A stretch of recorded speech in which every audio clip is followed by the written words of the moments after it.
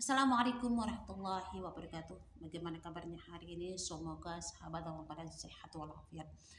Semoga hari ini jauh lebih baik daripada kemarin. Semoga hari ini kita jauh lebih fit, lebih semangat, dan rezeki kita dilancarkan oleh Allah Subhanahu wa taala. Ya, amin ya rabbal alamin. Ya sahabat, kali ini saya akan membahas tentang bagaimana cara kita supaya kita bisa menghilangkan rasa kecemasan, rasa ketakutan dalam jiwa kita ini. Ini khusus untuk teman-teman yang lagi anxiety atau mengidap penyakit yang namanya kecemasan, ya, kecemasan, ketakutan, takut bergaul dengan orang lain, seolah-olah orang seolah-olah orang selalu membicarakan kita. Kita takut menghadapi orang luar di sana. Kita takut bergaul dengan orang luar. Kita merasa dunia ini sempit. Itu penyakit anxiety. Nah, disorder ini biasa dialami oleh orang-orang yang tertekan, orang-orang yang punya masalah besar, orang-orang yang frustasi dengan hidupnya, atau kadang mereka mengalami penyakit lambung atau penyakit lainnya yang disertai dengan anxiety. Nah sahabat, ini berdasarkan pengalaman saya ya sahabat, semoga ini menjadi inspirasi, motivasi untuk sahabat untuk bisa sembuh atau keluar dari penyakit ini. Karena itu jangan pindah channel ini bermanfaat untuk Anda. Nah kita lanjut ya sahabat. Hal yang pertama harus Anda lakukan adalah sholat tahajud. Karena apa? Karena sholat tahajud adalah salah satu obat paling ampuh untuk orang-orang yang punya penyakit pikiran. Obat yang paling ampuh untuk orang-orang yang kayak apa ya? Obat paling ampuh untuk orang-orang yang punya pikiran negatif tentang hidup mereka. Orang-orang yang stres, orang-orang yang punya masalah, ini adalah obat paling ampuh untuk kita. Ya, waktu saya mengalami anxiety, saya ketika COVID tahun 2000, saya tidak berani keluar. Tahun 2000. Sampai badan saya kurus. Karena apa? Saya mengalami kecemasan yang luar biasa. Begitupun ketika gempa tahun 2018, badan saya langsung kurus. Kenapa? Ketakutan, kecemasan yang luar biasa saya rasakan.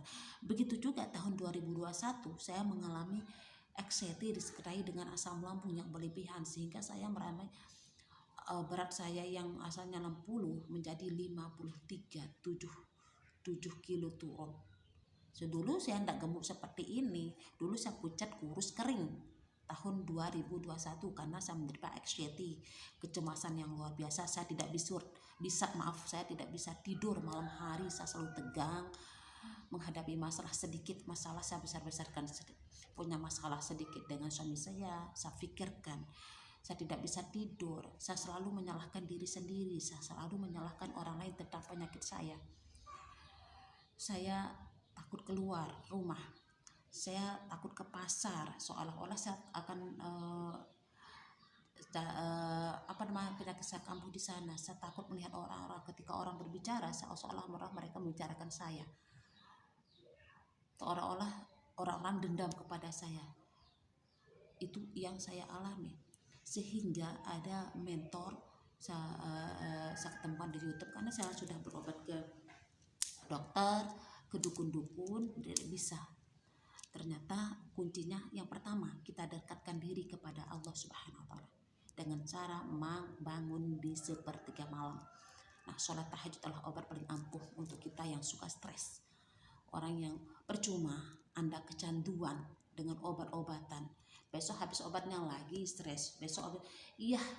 Obat yang paling ampuh adalah datanglah kepada Allah Subhanahu wa taala di sepertiga malam, curhatkan kepada Allah apa perasaanmu, utarakan perasaanmu, keluhkan kepada Allah apa rasamu. Jangan Anda bercerita kepada orang-orang, nanti orang-orang menganggap Anda stres. Lebih baik ceritakanlah semuanya kepada Allah Subhanahu wa taala. Insya Allah, Allah tidak hanya mendengar kita ya sahabat, tapi Allah akan memberikan solusi terbaik untuk kita. Nah, ada seorang mentor di sana, dia punya penyakit yang begini anxiety disorder yang parah ya, pikiran negatif selalu menghantuinya akibat suatu sakit. Akhirnya dia melakukan sholat sepertiga malam, dan alhamdulillah Allah memberikan pencerahan dan akhirnya dia bisa sembuh dari itu ya sahabat. Selanjutnya yang kedua, perbanyak istighfar. Usahakan untuk istighfar itu selesai sholat tahajud itu 1000 kali. Ini di YouTube, di video-video saya utarakan seperti ini juga. Selanjutnya sahabat, perbanyak sholawat di setiap waktu. Apalagi ini paling bagus ketika Anda sholat tahajud. Selesai sholat tahajud Anda amalkan sholawat 1000 kali. Atau ini paling ampuh ya sahabat. Ini kemarin saya temukan dan langsung saya amalkan sholawat fatih. Ternyata sholawat fatih itu sangat dahsyat sekali untuk jiwa kita, untuk pikiran kita, untuk ketenangan kita, untuk rezeki kita, dan untuk kesehatan kita. Nah, kesehatan itu ya saya rasakan luar biasa sekali untuk sholawat fatih. Dan banyak saya lihat testimoni orang yang sembuh dari penyakit berat dengan jalan sholawat fatih. Dengan membaca sholawat fatih, Allah akan memudahkan jalan kita untuk sembuh. Allahumma salli ala sayyidina Muhammadin al-Fatih lima ughliqa wal khatim lima sabaqa nasiril haqqi bil haqqi wal hadi ila siratikal mustaqim wa ala alihi haqqa qadrihi wa miqdarihi al-azim. Silahkan amalkan sholawat fatih ini 20 kali selesai sholat atau 21 kali selesai sholat, silahkan. Insya Allah, apalagi Anda sampai bisa mengamalkannya 100 kali selesai sholat fatih, insya Allah akan memudahkan urusan Anda. Saya kemarin punya penyakit, alhamdulillah saya amalkan sampai 500 kali, alhamdulillah Allah menyembuhkan penyakit saya.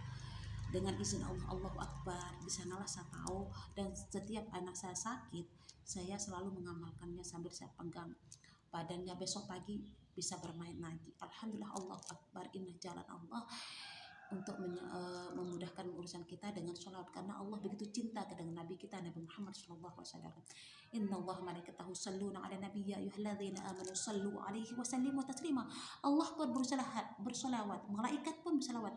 Nah, kita umatnya, apakah kita tidak cinta kepada Rasulullah dengan memperbanyak sholawat? Rasulullah di akhir hayat beliau yang dia sebut bukan la ilaha illallah, tapi ummati, umatku kita. Nah, begitu cintanya Rasulullah SAW kepada kita semua, dan apa balasan kita? Ayo, kalau kita sudah terbiasa, tidak ada yang berat sahabat. Allah akan memberikan jalan untuk kita. Selama kita mengejar akhirat dengan sholawat, dunia ini akan mengejar. Nah, kita lanjut ya sahabat.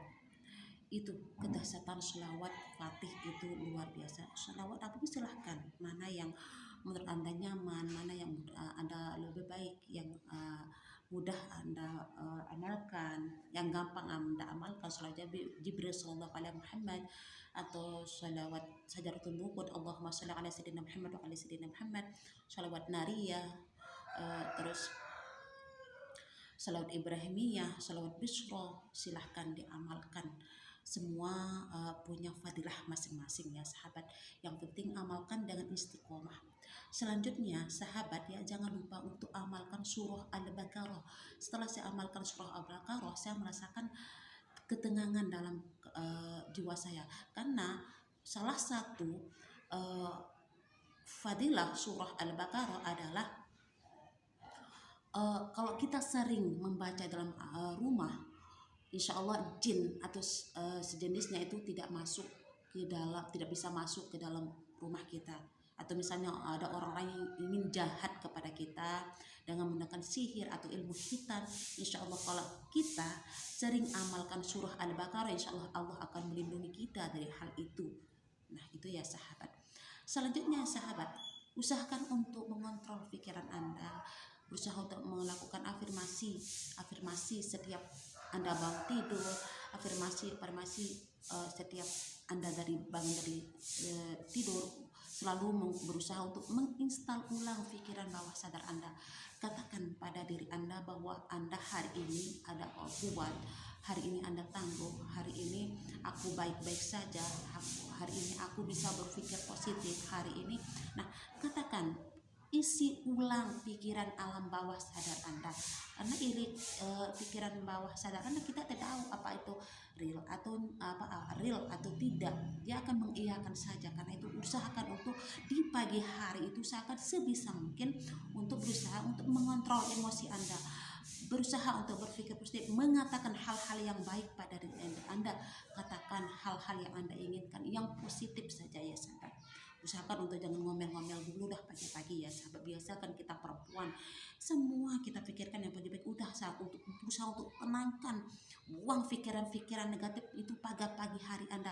Kalau Anda berusaha untuk bisa mengontrol emosi Anda pagi hari, membuang pikiran negatif, Anda isi ulang dengan pikiran positif dan kata-kata yang baik dengan perasaan bahagia senang pada hari itu, insya Allah semua akan Anda bisa atasi sampai sore hari nanti. Begitu malam harinya juga usahakan seperti itu, duduk sejenak, lakukan afirmasi bersyukur, terima kasih pada Allah atas semua nikmatnya, katakan pada diri Anda bahwa Anda hari ini baik-baik saja. Nah, itu yang saya selalu rutin lakukan secara kontinu, secara konsisten, sehingga saya bisa melaluinya dengan baik. Dan alhamdulillah saya bisa fit seperti sekarang ini, gemuk seperti sekarang ini, tidak kurus kering lagi seperti dulu, karena alhamdulillah dengan izin Allah semua saya bisa lalui dengan proses yang panjang. Ya, kalau sudah Anda lakukan seperti itu, jangan kenapa hari ini udah saya lakukan, kenapa saya belum sembuh ya, kenapa saya perasaan seperti ini. Ya, jalani prosesnya itu dengan enjoy, santai, sabar, ikhlas, ridho atas dari Allah. Insya Allah selama kita selalu merasa ikhlas, merasa ridho dengan takdir Allah, insya Allah kita akan baik-baik saja dan kita akan mendapatkan ketenangan dan kebahagiaan.